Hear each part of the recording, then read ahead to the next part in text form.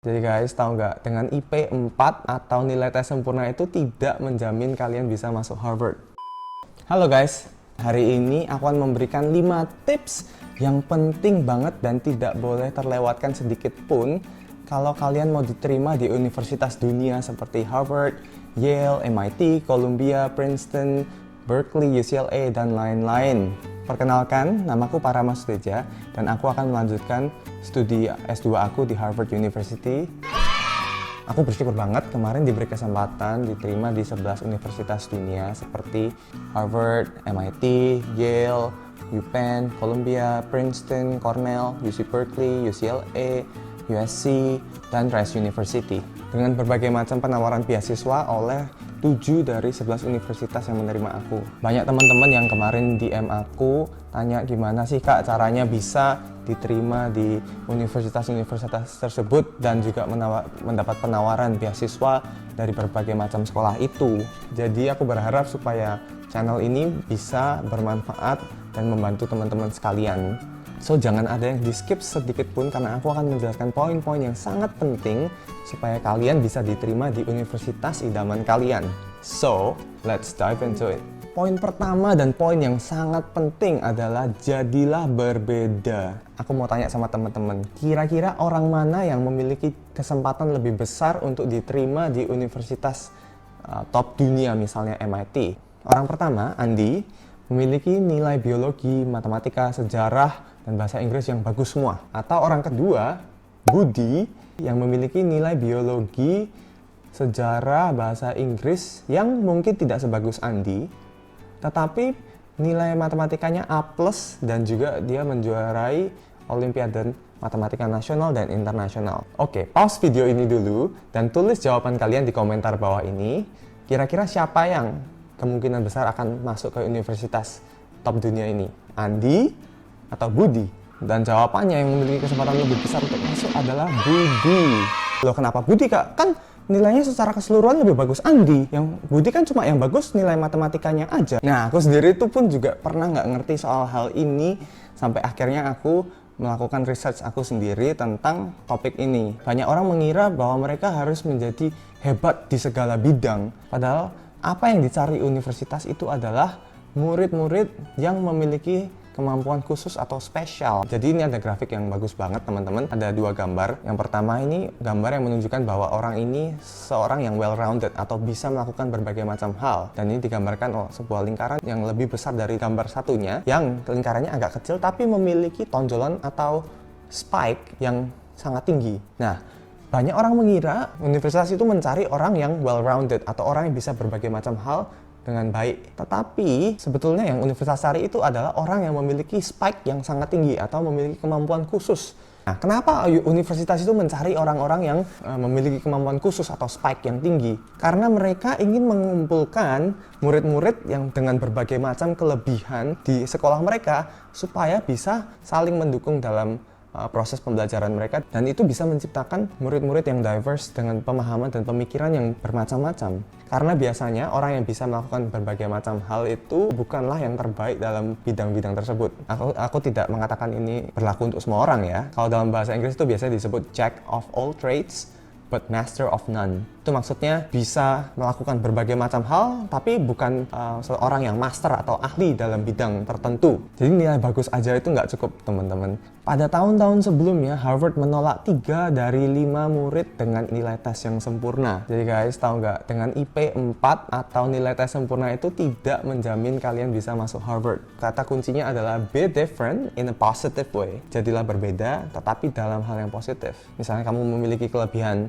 matematika, jadilah juara matematika yang bisa membuat universitas itu tertarik ke kamu. Jika kamu mau masuk jurusan seni, milikilah karakter seni yang membuat kamu itu menjadi sangat menarik. Oke, tapi di sini aku nggak bilang nilai itu nggak penting ya. Nilai itu penting, ikut organisasi mahasiswa itu juga penting guys. Tapi yang aku mau tekankan di sini, carilah kelebihan spesial kamu dan jadikan itu langkah ampuh untuk menarik universitas supaya mau menerima kamu. Ingat, jadi poin yang pertama adalah be different. Poin kedua dan poin yang sangat penting, buktikan pada universitas bahwa kamu adalah orang-orang yang terpilih. Bahwa universitas akan menerima kamu jika kamu bisa membuktikan bahwa kamu suatu hari akan bisa berdampak bagi dunia. Karena sekolah-sekolah seperti Harvard, MIT, Columbia, UPenn.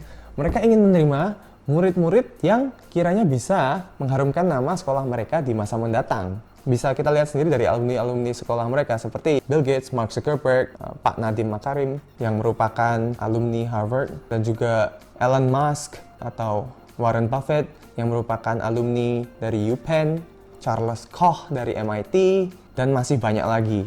Cara termudah bagi sebuah universitas untuk memprediksi kesuksesan seorang siswa adalah melalui prestasi sebelumnya, biasanya melalui resume atau CV.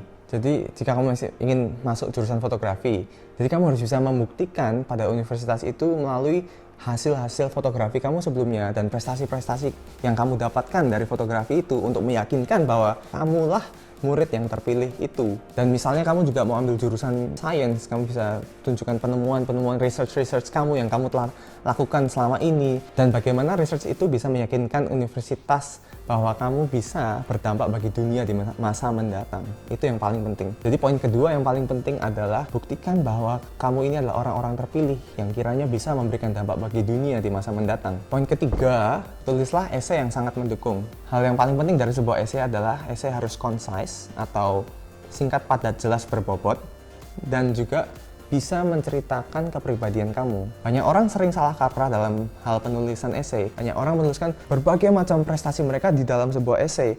Padahal prestasi-prestasi tersebut sudah ditulis dalam CV atau resume. Jadi jangan samakan esai dengan resume karena itu merupakan dua hal yang sangat berbeda. Lalu perhatikan format guys, karena setiap universitas memiliki format-format yang berbeda. Aku sendiri waktu nulis esai untuk 11 sekolah itu, esainya juga berbeda-beda. Walaupun mungkin di dalamnya ada beberapa poin yang sama juga. Oh ya teman-teman, penting banget kalian kalau menulis esai itu harus cari orang yang mau mengecek esai kamu, karena itu penting banget. Jadi kemarin aku ada cerita lumayan sedih guys. Jadi waktu kemarin aku udah nulis esai berbulan-bulan, aku sudah selesai nulis esai, aku merasa udah bagus, grammarnya udah pas, ceritanya udah, aku rasa sih udah bagus lah pokoknya. Akhirnya aku kasihin ke kerabat aku, dan tahu nggak dia jawabnya apa? It's a good start. It's a good start. Jadi aku nulis susah-susah, udah berbulan-bulan cuma dibilang it's a good start, awal yang bagus. Lalu dia coret beberapa poin di esai aku. Ini ada cerita poin yang tidak tepat, dan ternyata ada hal yang aku bisa improve ketika aku cek esai aku ke orang lain. Dan itu penting banget guys. Get yourself an editor. Cari editor. Itu penting banget guys. Raditya Dika dan J.K. Rowling yang nulis Harry Potter aja punya editor, masa kita nggak ada? Poin keempat dan sangat penting guys, carilah mentor. Guys, aku bisa cerita dari pengalamanku sendiri bahwa mentor itu penting banget. Aku sendiri dulu nggak nyangka aku bisa sekolah di luar negeri, apalagi aku dulu dari sekolah nasional. Aku nggak pergi ke sekolah internasional. Jadi bahasa Inggris bukan bahasa nomor satu aku. Jadi nggak terlalu kebayang akan sekolah di luar negeri that time. Sampai suatu hari aku bertemu kakak kelas aku, namanya Kak Freddy. Dan dia juga udah bersekolah di Berkeley waktu itu aku masih SMA. Dan dia menceritakan pengalamannya, dan it was so interesting. Jadi aku tertarik sekolah di Berkeley. Mungkin dia tidak merasa bahwa dia mentorku, tapi secara tidak langsung dia sudah mengajari aku kayak kelas apa yang harus diambil, ikut organisasi mahasiswa apa. Memiliki mentor yang hebat di bidangnya itu penting banget guys. Oke, jadi poin yang keempat dan yang sangat penting adalah carilah mentor. Karena lebih baik belajar dari orang lain daripada kamu jatuh bangun sendiri. Oh ya, aku di sini mau ada giveaway. Jadi di sini aku mau ngadain one-on-one online mentorship langsung sama aku. Dan di sini aku berharap aku bisa bantu teman-teman jawab langsung pertanyaan kalian. Jika teman-teman ada pertanyaan yang spesifik tentang sekolah di luar negeri, atau misalnya kalian punya pertanyaan spesifik soal essay, resume, tips and tricks, atau buat career plan, study plan, aku merasa program online mentorship ini penting banget buat teman-teman yang tertarik untuk sekolah di luar negeri. Jadi jangan lupa kalian kalau mau dapat giveaway one-on-one online mentorship langsung sama aku, caranya gampang banget. Kalian bisa like dan subscribe this channel, follow my Instagram @parama_ps, dan juga tulis di kolom komentar bawah alasan kenapa kalian mau sekolah di luar negeri. Nanti aku akan pilih komentar yang paling menarik. Semoga bisa membantu dan bermanfaat bagi teman-teman.